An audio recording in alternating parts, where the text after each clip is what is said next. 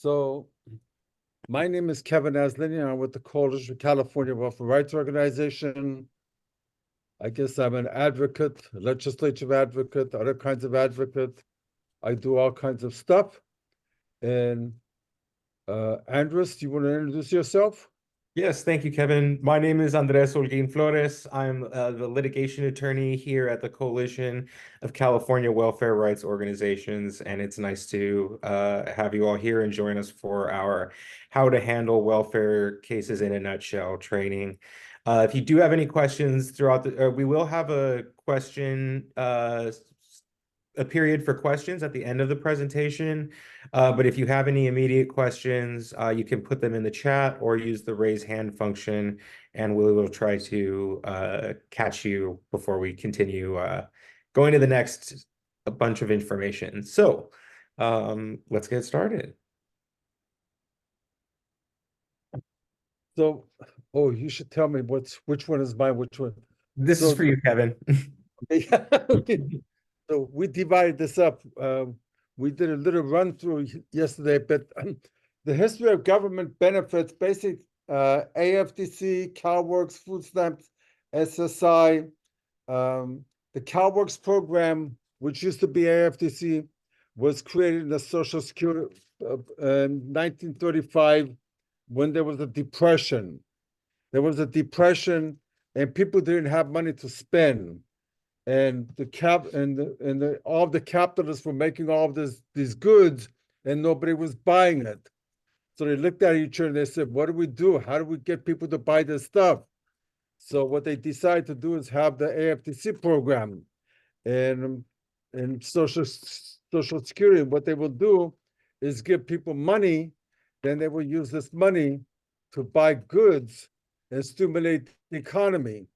Because most of the data shows that for the economy to grow, you have to have consumers buy stuff. There's two different types of government benefit programs. There are the means-tested programs and non-means-tested programs. The means-tested programs are people that the legislature or the Congress decide that are not the deserving poor. And the people who are not the deserving poor are like the CalWORKs recipients, the aged, the disabled, the elderly who are poor. The non-means tested programs are for programs that are available to everybody. Everybody, it doesn't matter how rich you are, how poor you are. Even Reagan or George Bush, they got Social Security, even though they were billionaires. And the non-means tested program is like the Social Security. A classic example is that if you apply for if you have a child and your husband leaves you, you have to apply for CalWORKs. If you apply for CalWORKs, you got to meet the welfare to work requirements. But if he dies, then you could get Social Security, which is the non-means tested program, and then there's no work requirement. So, and this has a history way back in the 19th century. In England, they had this program for the vagabonds. And what they would have is people come in every day and they would move the bunch of sand from the left side, from north to the south, and then they could eat. Next day, they would come in and have the people move the sand from south to north, and then they could eat. So that's sort of the background of government benefits. Next slide. So I will cover Kevin mentioned some of the different means tested benefits programs. And here is a more precise list. So there's CalWORKs, TANF, which stands for Temporary Assistance for Needy Families. And Kevin mentioned AFDC, which stands for Aid to Families with Dependent Children. Food stamps and is also is operated under the name of CalFresh. There's Medi-Cal and Medicaid, supplemental security income, cash assistance program for immigrants, also known as CAPI, in-home supportive services, which is also known as IHSS, and RCA, which stands for Refugee Cash Assistance. And the Next IHHS program, basically, in order to get IHHS, you have to be eligible for Medi-Cal. So that's where the connection comes from, means tested. Thanks, Kevin. Next slide. So who are some of the program operators you'll encounter? They are the county welfare departments. Each county has its own welfare department. The California Department of Social Services, which operates the programs CalWORKs, CalFresh, CAPI, in-home supportive services, and refugee cash assistance. The Medi-Cal program is run by the Department of Healthcare Services, and Social Security insurance is supplemental security insurance is operated by the Social Security Administration. Next slide. Corporate director is appointed by the county board of supervisors. So if you have problems with the county welfare director, you could always go to the board of supervisor meetings, which happen every Tuesday. And there's a time to do public comment. And that's where you could express your grievances with the county welfare director. Thank you. Yep. So one of the main money programs is CalWORKs. So I will pass that to Kevin. So in order to be eligible for CalWORKs, you have to have a child who's under the age of 18 or after 18 if they're still in school and they are expected to complete their high school requirements by the time they become 19, then they could continue to get CalWORKs. The key is what the law says is that they are expected to complete. That doesn't mean that they have to graduate. In fact, a person would be graduating in June, but they could complete all of their requirements in April or May. And the school could say that we think they're going to complete it. In fact, I think I'm going to win the lottery tonight. So there's nothing wrong with that. It has to be reasonable. In order to get aid for CalWORKs, you have to the child has to have a parent or a related adult like aunt, uncle, grandma, grandpa, second cousin, second cousin, and there are single parents and two parents. For two-parent families, for applicants, the primary wage earner, which is the person who earned most of the income in the past year, has to work less than 100 hours a month. It doesn't matter if they make $1,000 or $1.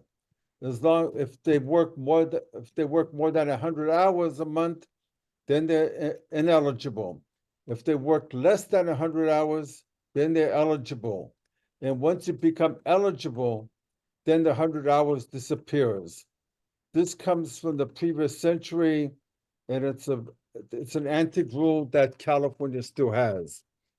Also, in order to be eligible, disability, if the parent is disabled, if one of the parents is disabled, then they will be eligible even if they work over 100 hours.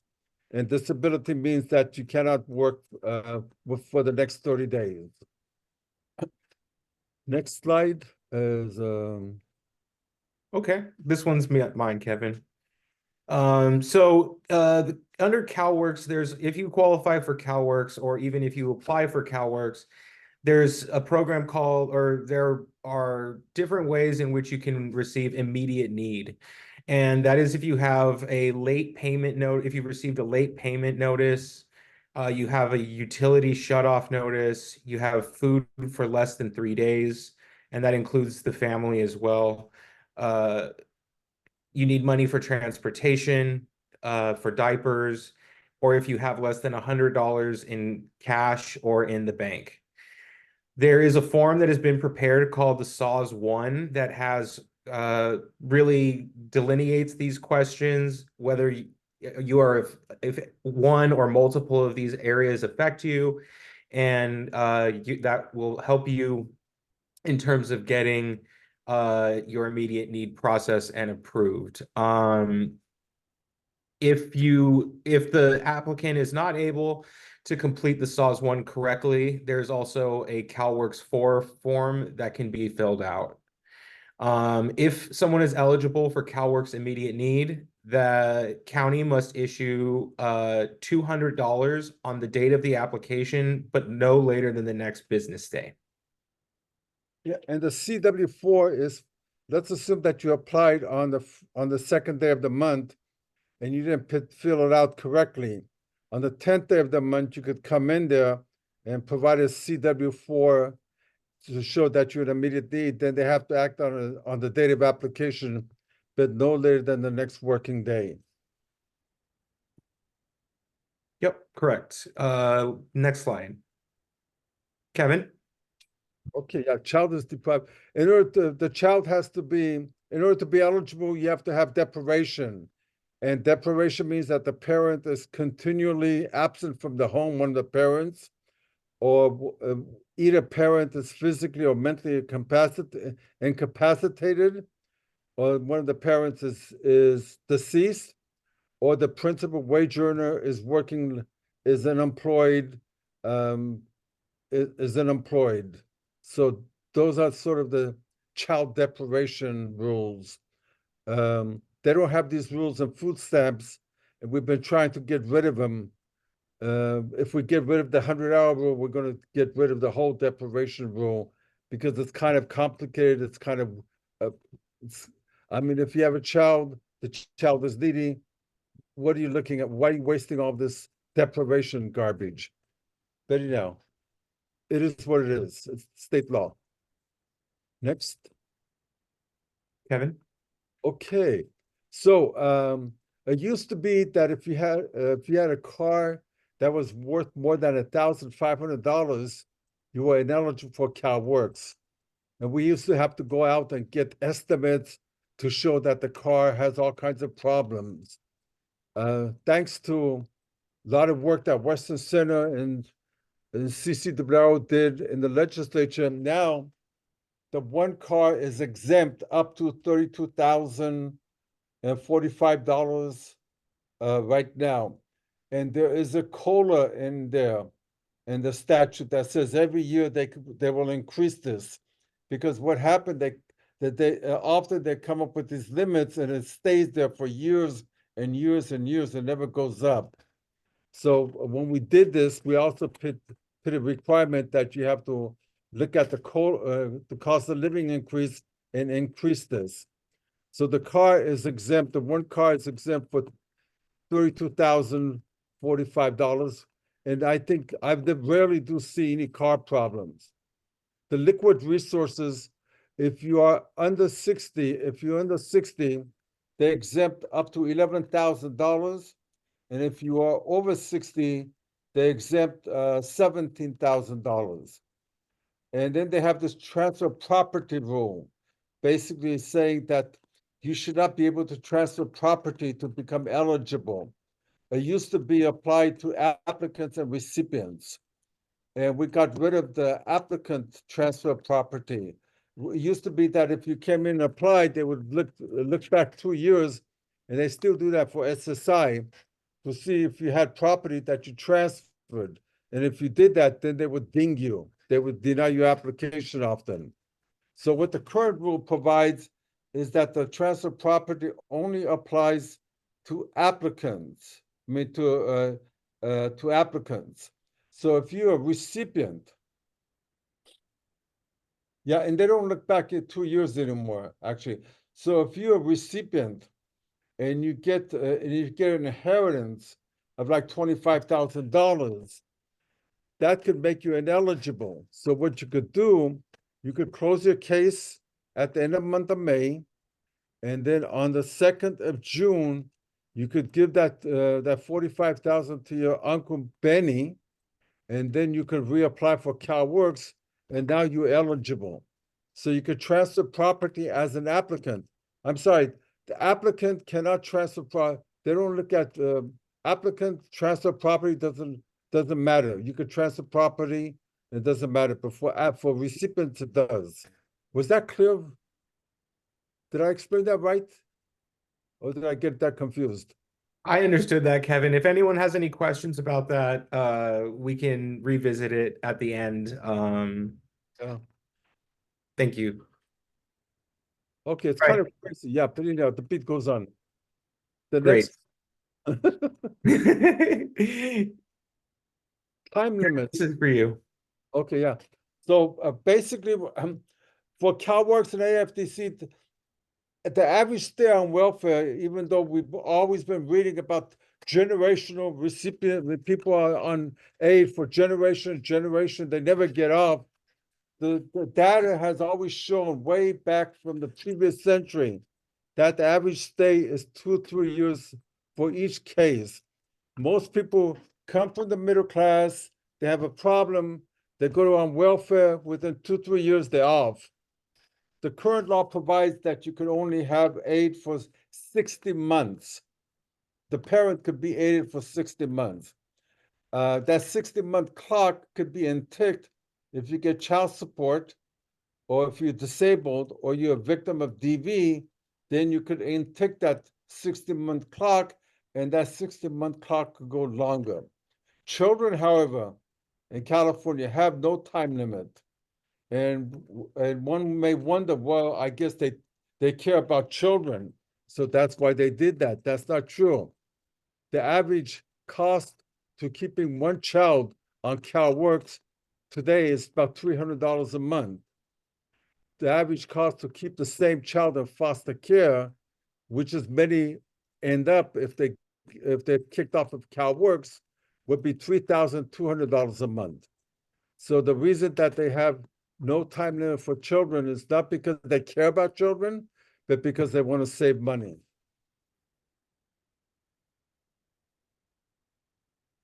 Next. Next slide. All right. So a pregnant mother can get CalWORKs with no other children, and she will receive a $100 pregnancy allowance and aid for one person. Under the new rules, if it's the first time that a woman is a pregnant mother is applying for CalWORKs, then a verification of pregnancy statement is not required for the first 30 days after application, but thereafter, after 30 days, a verification is required to be provided. Pregnant teens get aid from the date of the application, but they also must attend what's called a CalLearn program. And the pregnancy allowance is added the month following the month after submitting the CWA-8 form, which is the form a pregnant mother would submit in order to receive benefits. Next slide. Child support. So all parents who apply for CalWORKs have to cooperate with child support obligations. There is an exceptions for domestic violence victims and families where generally the parent is not receiving aid. And in order to establish those, there's a 51 form that would be filled out. And the only benefit that the poor family gets in terms of the child support is $100 for one child and $200 if it's more than one child. And the rest of the money goes back into the government's coffers. And all you have to do in domestic violence victims, all they have to do is provide a report or a declaration is sufficient to qualify for the exception. Further evidence is not required. Next slide, please.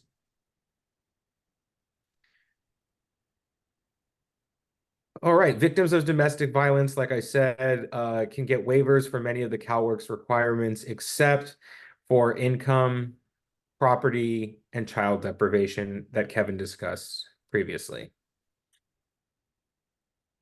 Next slide. Kevin. Okay, so, oh, so there's a MIPSAC. So in CalWORKs, they have the minimum standard of adequate care. The minimum standard of adequate care for a family of two is $1,415. But but they only get $927. That's the maximum aid payment. So the difference between the $1,415 and the $927 is what I call the starvation gap, because they're getting less than what they need, so they're starving. In fact, in California, the average grant is less than 50% of the federal poverty level, and we call that toxic poverty. Can I ask a question, Kevin? Uh-huh. So why do they even calculate the minimum basic standard of adequate care if they're not giving it? I will get there. Okay, thanks. Patient. Yeah. Okay, yeah. So, I mean, yeah. You have the unearned income, like unemployment, disability payments, and stuff like that, is deducted dollar for dollar from your MAP. If you have earned income, then they take let's assume that you're working, your gross income is $1,200 a month. What they do, they take $1,200 gross income minus $600. That leaves you with $600. And then you divide that by half, that would leave you with $300. Then they would deduct the $300 from the $927 MAP, and that would be your grant, which would be $627 rather than $927. For applicants, when you apply for aid as an applicant, they look at your gross income, and then they deduct $90. They deduct $90 from your gross income, and if that is less than the MIPSAC, then you are eligible. So this is the sole purpose of the MIPSAC, is to the sole purpose of the MIPSAC is to determine if the person is eligible otherwise. No, I'm listening to this. Yeah. There was a question from Phyllis. What was the question, Phyllis? It's how much of the gap is covered by CalFresh? CalFresh has nothing to do with the gap. Yeah. Yeah. It's not. Excluded income is SSI, loans, lump sum payments, like if you get if you get a student grant that comes in once every 6 months, that would be exempt income. Child, if you have a child who's under 18, all of their income is exempt. So that would be excluded income.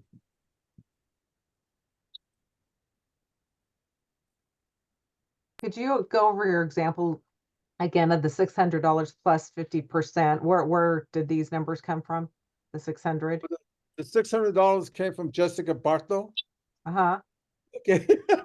So 600 refers to what though? Oh, it's basically it's what they call the income disregard. That's the income disregard. Got it. It used to be 225 for many years, and then it got changed. They used to take your gross income minus 225, then minus 50%, then the rest of it was countable income. So now it's $600 minus 50%, and the rest of it is countable income. So that's how they compute your benefits. Okay. Kevin, we have another some questions in the slide. Phyllis followed up by saying, I understand that CalFresh is a totally separate program, my suggestion is that the CalFresh grant covers some of the poverty gap. It does in part.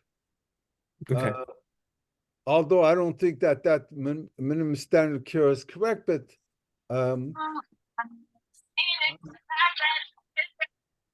Okay, and then there was another question, Kevin, from Heather. What is the relation of MSAC to IRT? the IRT is basically based on 130% of the federal poverty level. And for for CalWORKs, it's a different thing. And you can find that on our public assistance tables, which are on our webpage. So I didn't cover IRT over here. IRT basically is the income threshold limit, and they have a separate one for CalWORKs, separate one for CalFresh. The clients don't understand it. The workers do not understand it. It's a total mess. But the rule is that if you have income that goes over the IRT, then you have to report that right away within 10 days. And then what you do, you call up the county welfare office, nobody picks up the phone. You call up the call center, nobody answers your phone. So then they have an overpayment and they come after you. The whole, an IRT stands for income Reporting threshold. Yeah, income Reporting. Yeah. Okay, let's go to the next slide. Kevin, this is for you. Yeah, so this is the 100-hour rule applies. Of course, we already explained on application. So when a person is working as an applicant, the self-employed person who's working as an applicant, if you work more than 20 hours a week, more than 100 hours a month, then they're going to deny your application, even if you make zero. But if you're only self-employed working 20 hours a week, then you're eligible. So the next thing is, how do they compute your self-employment thing? They take You want to get barbecue? Should we go to barbecue first, or should we go to first? Has somebody, okay, yeah, okay. So let's assume that your from self-employment, you derive $1,500 a month in income. So first of all, they give you a 40% disregard or actual expenses, whichever you want. So if you take 40% disregard, that would be $300. That would leave you with $900. And then from the $900, they would deduct $600, which is the earned income disregard. That would leave you $300. That would leave you with $600. From the $600, they will divide that by half. 50% would leave $300, and the $300 would be countable income, and your benefits would be, rather than $927 a month, would be $627 a month. Is that pretty simple?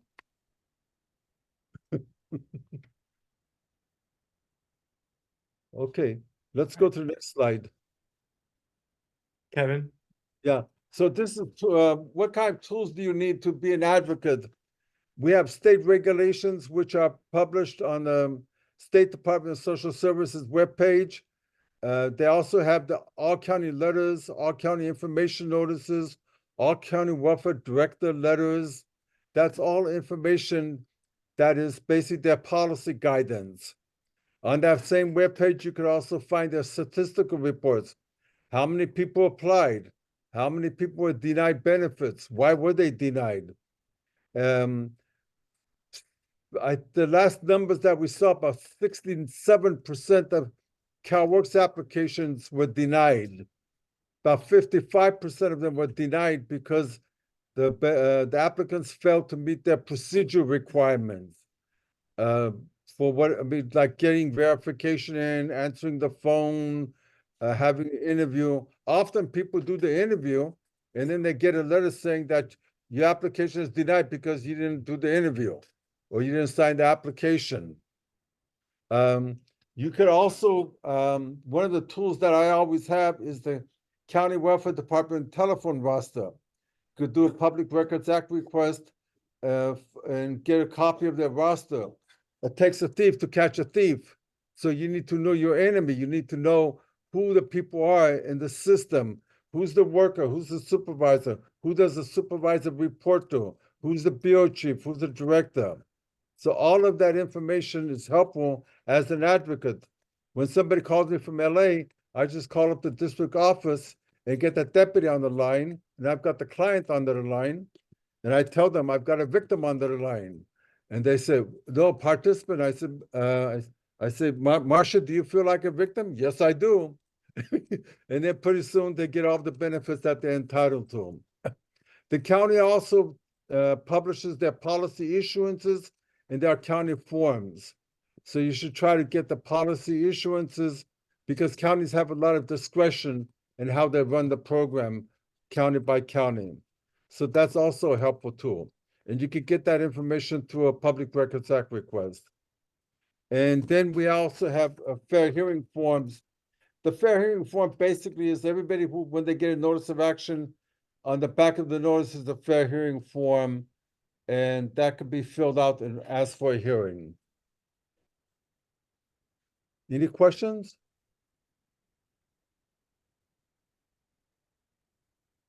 Next slide, I guess. Okay, so what kind of welfare cases come through the door or will you get received by phone? Generally, welfare cases come in two forms: problems needing immediate attention or problems that can be resolved by filing for a state hearing. Some of the problems that need immediate attention are anything that requires expedited service or homelessness assistance. Next slide. Problems needing quick attention. These are the expedited service types of categories that I mentioned. It's either where the eligible applicant is not getting CalWORKs immediate need. An eligible applicant is not getting expedited services food stamp benefits. The eligible applicant is not getting homelessness assistance. Persons whose application is pending for verification. That's where the county is looking for more information from the applicant. And if the issue cannot be resolved with the county, the applicant or the advocate should request an expedited state hearing. And lately, based as a practice pointer, we recommend that you include an email when you request that state hearing so that you are apprised of any filings or changes to your hearing date. And you can also submit your own information. Any other thing you'd like to add, Kevin? And you could use emails. The reason I said that you should get a county roster, so when you send an email to the worker, you could also send it to the supervisor, to the bureau chief, to the director. And once I send an email all over the place, pretty soon everybody says, hey, what's happening? What's happening? And one time I had a woman call me. She was owed about $1,500 in supportive services as a college student. At 8:30, I sent out an email. 12 o'clock, she got her $1,500 on her EBT card. So you have to send this out, and then everybody starts looking at it. I mean, so that's why you need to find out what the chain of command is, and that works miracles. Next. Kevin? Okay, yeah. So most of the cases, I'm a strong believer in fair hearings. I've been, yeah. So I mean, in most cases, once they come in, if you have an overpayment notice, I right away ask for a fair hearing, and then basically wait for the hearing to be scheduled 2 working days before the hearing.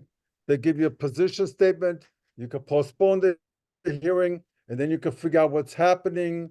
And you can resolve. Often they call you up and they say, "Oh, we're gonna make the overpayment go away." You'd be surprised how many times I ask for a hearing on overpayments, and next thing you know, They just give me a conditional withdrawal, they saying that the overpayment is rescinded.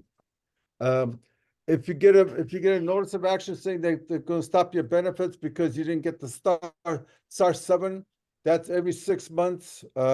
Once a year, you have to send in a star 7, which is the income report. It used to be a monthly income report, then it became a quarterly report. Now it's a semi-annual report.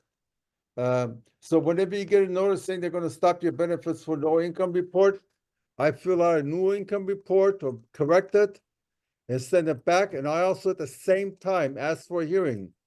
Because if you ask for a hearing by the end of the month, next month, you get the same amount of money that you got this month. And you could send in you could complete the income report, send it back, and they're going to look at it and they say, you didn't dot the I.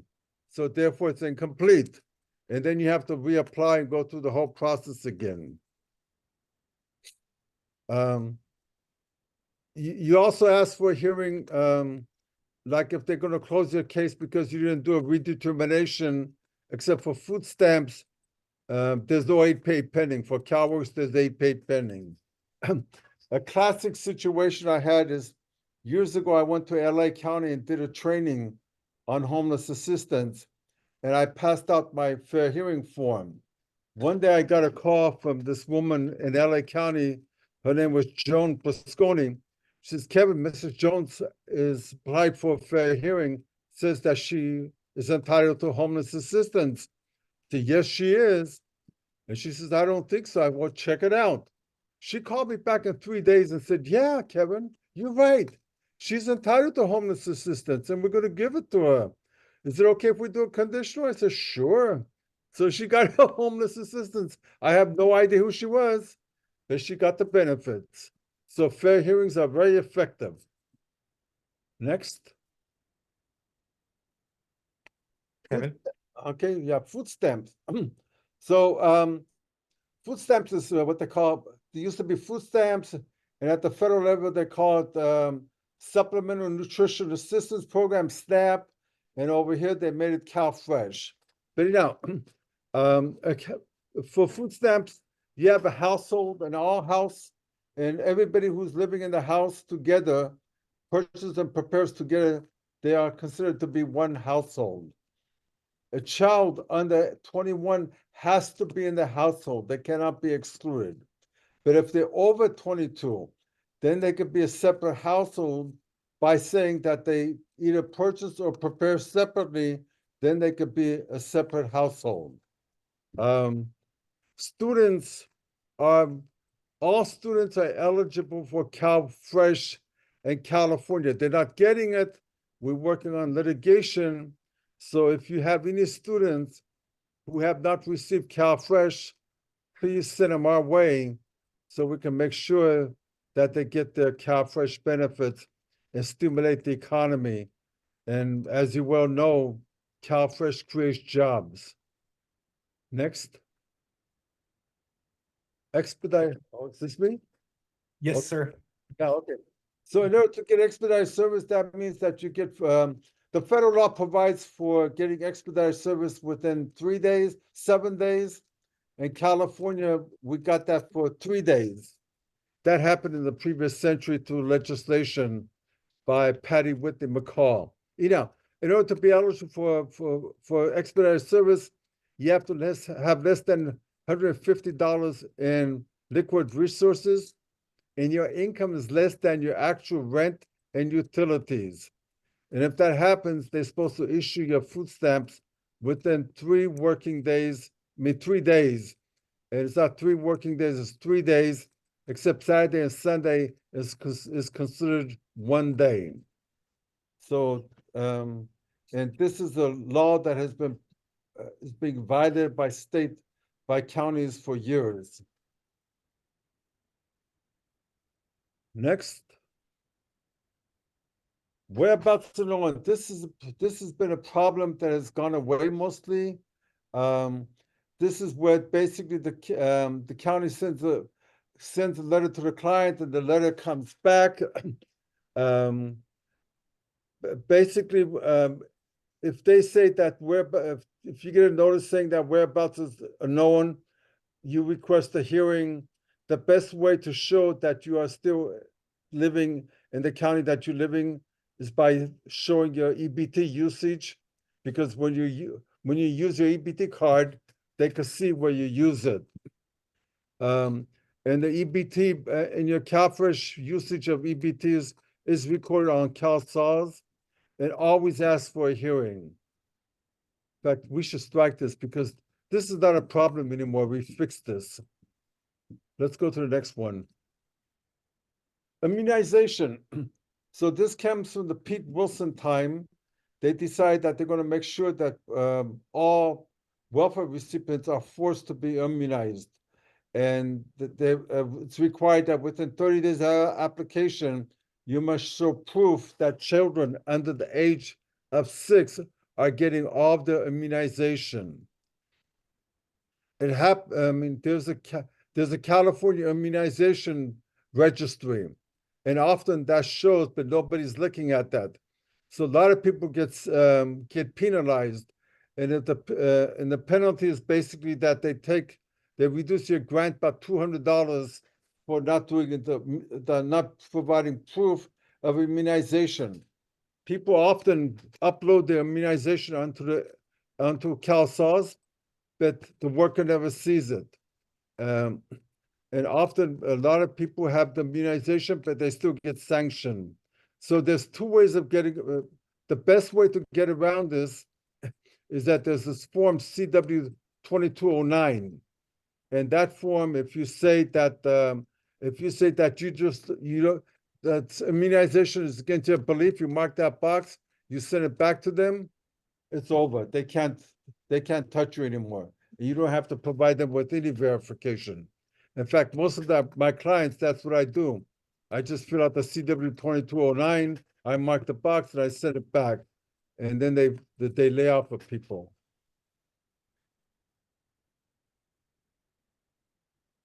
Kevin, did you want to mention some of the sanction issues that we've been seeing recently?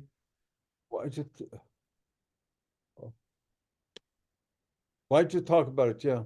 Okay, so something that we've seen at CCWRO is that some families are being incorrectly sanctioned for either failing to provide proof of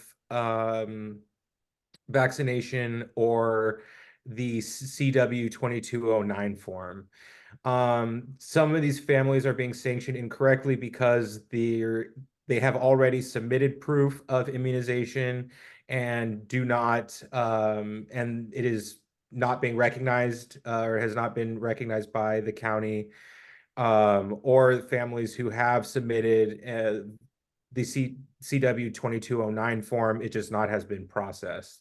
So these families are being immediately sanctioned without proof or without giving the notice of a hearing or a notice of action alerting them that their benefits, that they are being sanctioned. It is just happening right away. That they're being sanctioned wrongfully. And the law and the regulation requires that when they apply, they're supposed to get the CW 2209 form. When they get a notice saying that they're going to be sanctioned, they're supposed to get this form, and the counties are not doing that.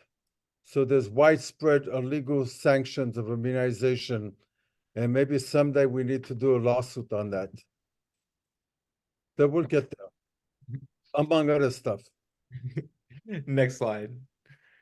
Kevin?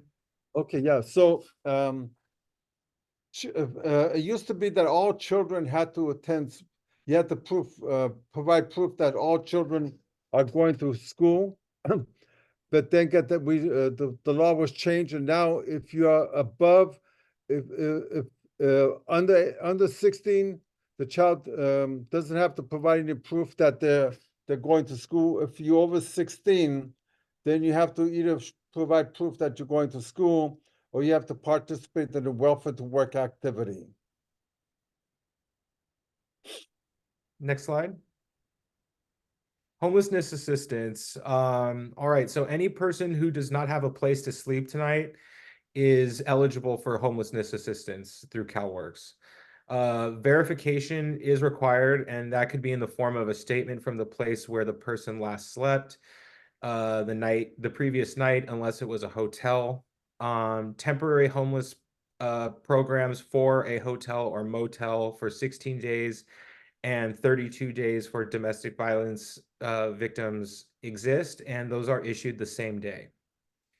The applicant must do his or her own search for permanent housing, and the permanent housing payment is the last month's rent plus actual deposit. The rent must be 80% of the assistance unit's gross income earned and unearned income. And shared housing is okay.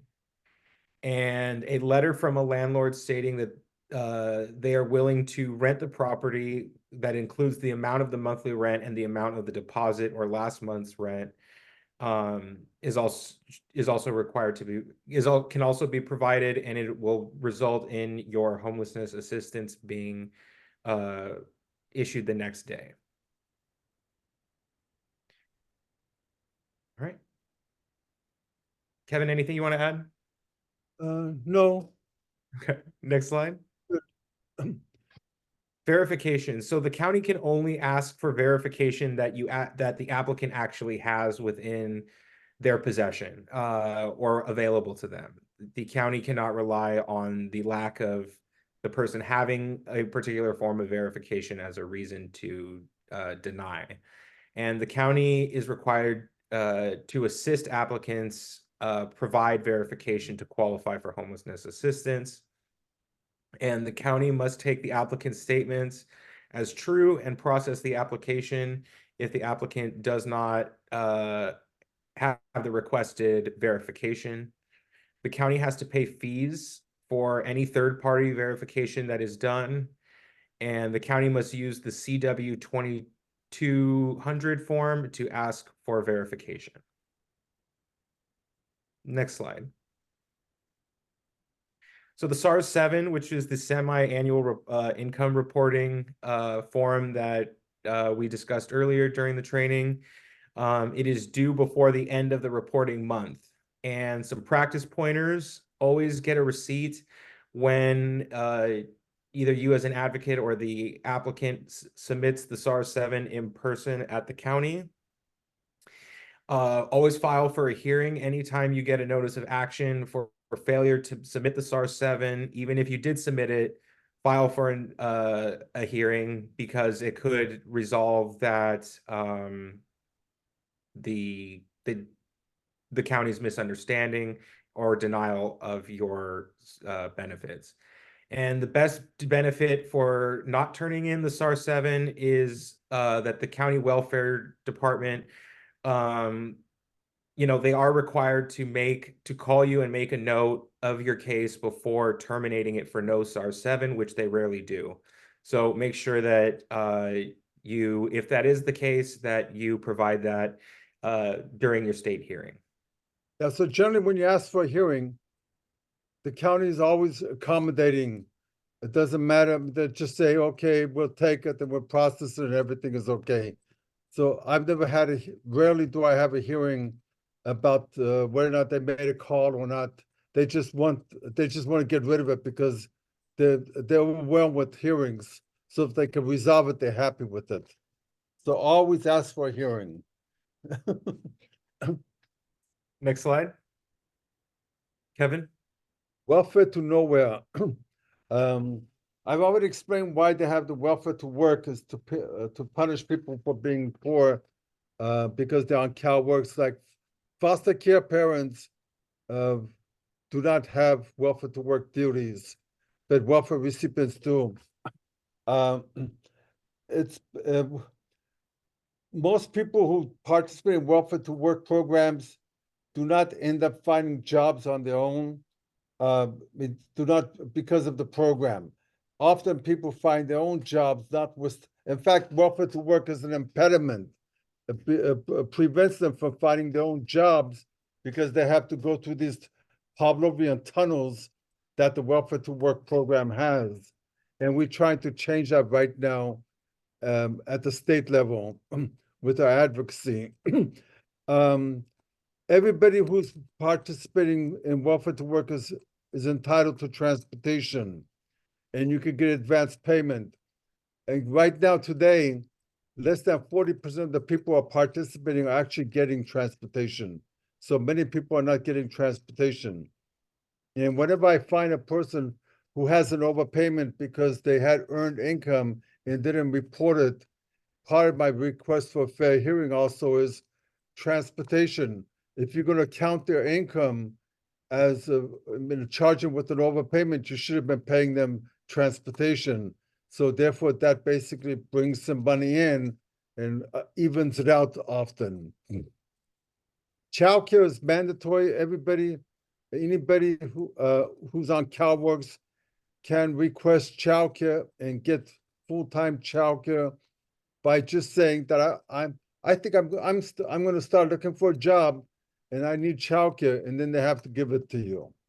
Childcare is also available to a person who was on aid 2 years ago. If you were on aid for 2 years ago, in fact, I just had a family who got aid from San Mateo County in October. They stopped it. They came to Placer County and they applied for, they asked for childcare, and they put them into stage 3 in a waiting list. And I just filed for a fair hearing and said they should be getting stage 1 childcare right away. And I think that's going to happen. So again, if people are not getting childcare, always ask for a fair hearing. And people are entitled to full-time childcare even if they're working part-time. Next slide. Kevin? So welfare sanctions are the most punitive thing that they have in the welfare system. They basically penalize you for most sanctions happen because people do not keep the appointments with the welfare to work assignment. And the reason that they don't keep that appointment is because they don't have transportation and they don't have childcare. But they set up an appointment, you missed the appointment, then they sanction you, and you'd be surprised how many times I've talked to people, they had no idea that they were being sanctioned in the first place. They thought this is just how much they get. We have about 10,000 families right now in California who've been sanctioned for more than a year. And the best defense for sanction is lack of childcare or no transportation. In fact, and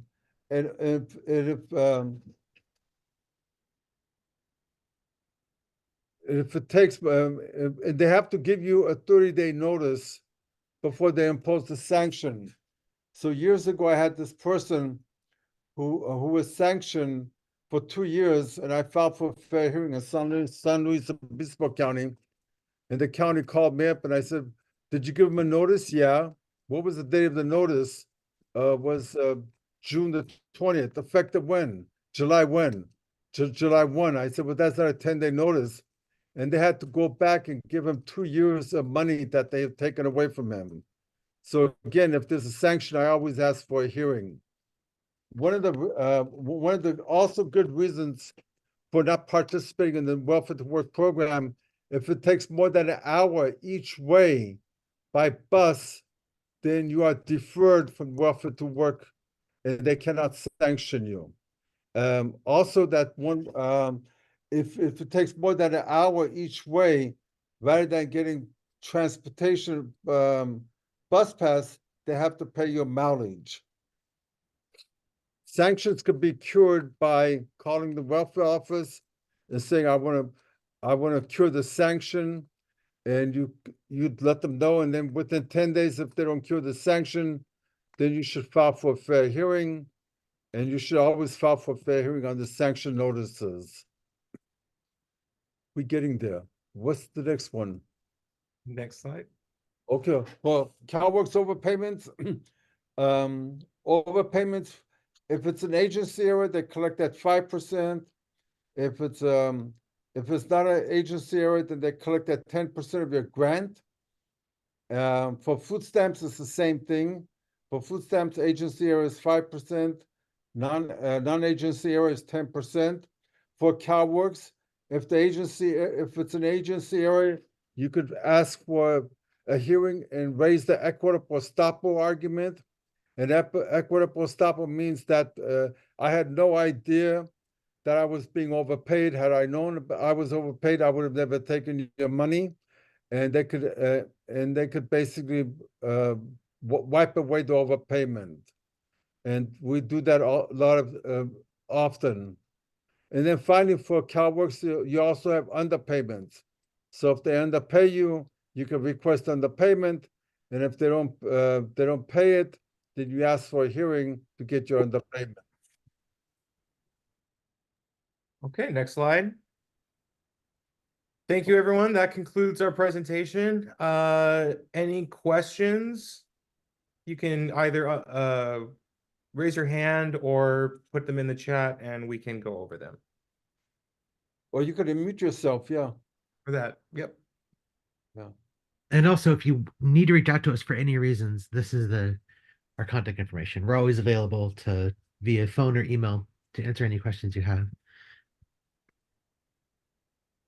And yes, Rebecca, I will send out a copy of the slides to all attendees. Thank you. Indeed. Thank you, Michelle. Okay. Yeah, if there are no questions, I think that will conclude our meeting, our presentation. Thank you all and have a good rest of your day. And enjoy the long weekend. Thanks, everybody. Yeah.